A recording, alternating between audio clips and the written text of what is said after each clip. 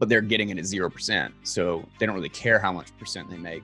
It's basically free money, whatever the percentage is. It's just a huge, I mean, it's a farce like no other. Basic math says that it's doomed.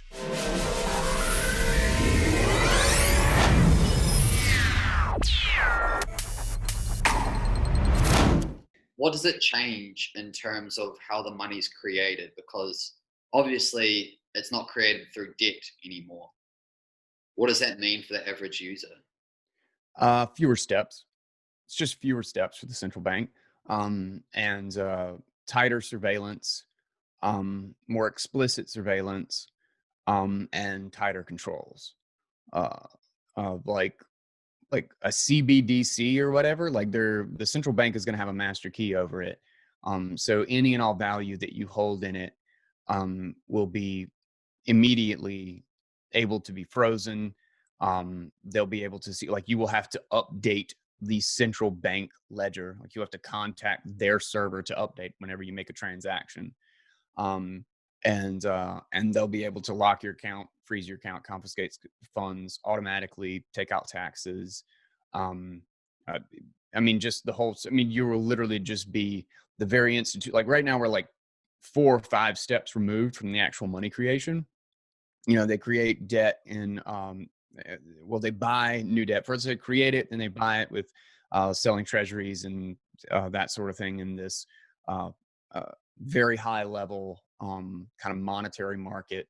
And then that comes down and lands as reserves for banks at extremely low, just retarded interest rates, 0.1%, 0%, negative percent now. So they take out these loans, use it as reserves to basically meet their reserves, which actually technically there are not any reserve requirements anymore. Just a whole nother huge thing that's just happened, this year. I think it's 2020. Yeah, it was like in March that landed.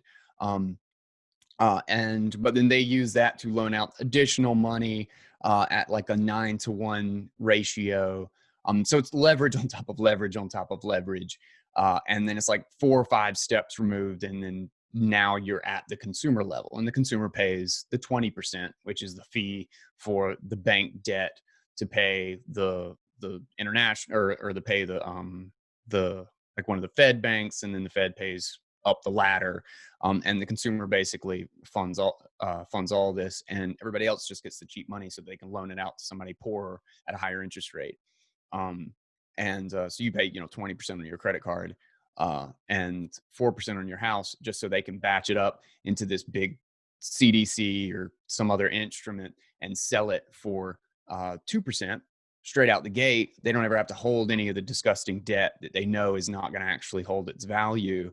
But they're getting it at 0%. So they don't really care how much percent they make. It's basically free money, whatever the percentage is. It's just a huge, I mean, it's a farce like no other. Basic math says that it's doomed.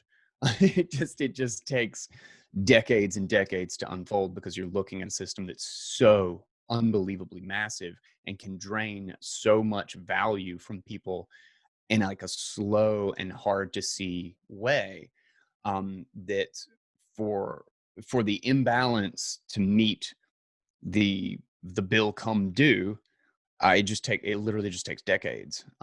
And they can bail out every time, 1999 and 2001 crash era, not so bad, you bail out, give loans. 2008, a whole lot worse, you bail out, give new loans, lower interest rates.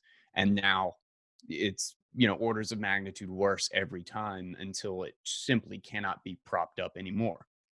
And that's kind of where we are. I think we're kind of in the unraveling. This is the end game of Bretton Woods.